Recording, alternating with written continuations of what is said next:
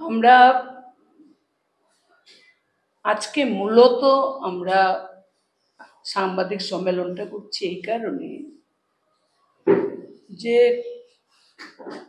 পানিসাগরের উত্তর পদ্মবিল সেই এলাকায় 14 মাসের একটি শিশু ধর্ষিতা হয়েছে, তাকে খুন করা হয়েছে। এখানে এই বিষয়টা যখন বলছি তখন সত্যি নিজেকে নিজে সান্ত্বনা দিতে পারছি না। অন্যদিকে জয়পুর রাজনগরে একটি ছাত্রী তুলসীবুত স্কুলে, সে এখন এইমসে চিকিৎসারত, তার উপর অমানবিক নির্যাতন সেখানে হয়েছে। এমনকি পুলিশে চাকরি করেন একজন কনস্টেবল মহিলা সেখানে আক্রান্ত হয়েছেন। আগুনে পুড়িয়ে মারা হয়েছে মির্জায় একজন মহিলাকে। আমরা হতবাক যে রাজ্য সরকার কিংবা রাজ্যের মহিলা কমিশন নীরব দর্শকের ভূমিকায়। আমরা দেখেছি এই রাজ্যে চুল কেটে তাকে প্রকাশ্য দিবালোকে একটি মহিলাকে সেখানে মারধর করা হচ্ছে, অথচ এই নেতৃত্বরাই 2018 সালের আগে ত্রিপুরা রাজ্যে যখন কোনো ধরনের নারীদের উপর অপরাধ হিংসা সংগঠিত হতো তখন তারা রাস্তা কাঁপাতেন, বড় বড় কথা বলতেন। ওইটাকে আমি দোষ বলছি না, নিশ্চয়ই করবেন, নারীদের উপর অত্যাচার নির্যাতন হলে পরে নিশ্চয়ই করবেন।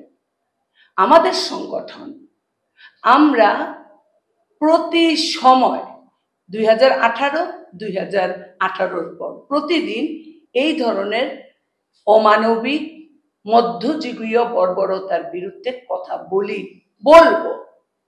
ফলে আজকে সাংবাদিক বন্ধুদের মাধ্যমে আমরা রাজ্যের মুখ্যমন্ত্রীর দৃষ্টি আকর্ষণ করতে চাই।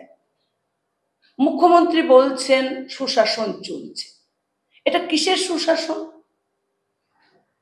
অপরাধী গ্রেপ্তার হয়, ধর্মনগরের যে ঘটনা, অপরাধী অ্যারেস্ট হলো রেপ কেসের কারণে, আবার সে তার বেইল হলো, গিয়ে আরেকটা রেপ কেস করেছে। আমরা বরাবর বলছি এমন ধারা অপরাধের বিরুদ্ধে লিপিবদ্ধ করো যাতে সেখানে পালাবার পথ না পায়, শাস্তি হয়, আইনে তাকে অপরাধী হিসেবে চিহ্নিত করা। এখন যিনি ইনভেস্টিগেশন অফিসার আয়োগ কি ধরনের ধারা সেখানে দেন, সেখানে কি ধরনের পর্দার বিষয় আছে আমি সেটা বলছি না, সমটো কেস করা যায়। আমাদের রাজ্যের মুখ্যমন্ত্রীর দৃষ্টি তার জন্যই আমি আকর্ষণ করছি।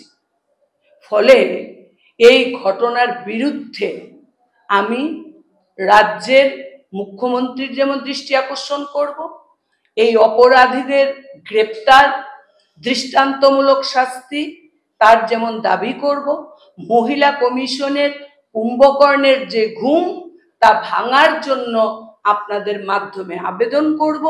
কারণ ত্রিপুরা রাজ্যে একটা মহিলা কমিশন আছে, সেটা আমরা লক্ষ্য করছি না। পাশাপাশি আপনাদের মাধ্যমে ত্রিপুরা রাজ্যের মানবাধিকার কমিশন, ত্রিপুরা রাজ্যের দল মত নির্বিশেষে একজোট হয়ে মহিলাদের উপর এই আক্রমণের বিরুদ্ধে, শিশুদের উপর আক্রমণের বিরুদ্ধে, ছাত্রীদের উপর আক্রমণের বিরুদ্ধে, ইপটিজিং এর বিরুদ্ধে। পূজায় আমরা দেখেছি আমাদের সামনেই এই যে সিটি সেন্টার, বটতলা, দশমীঘাট, সর্বত্র ইপটিজিং বেড়েছে। এই ইভটিজিংয়ের বিরুদ্ধে যেন সরকার ভূমিকা গ্রহণ করে, তার জন্য ভূমিকা শেখা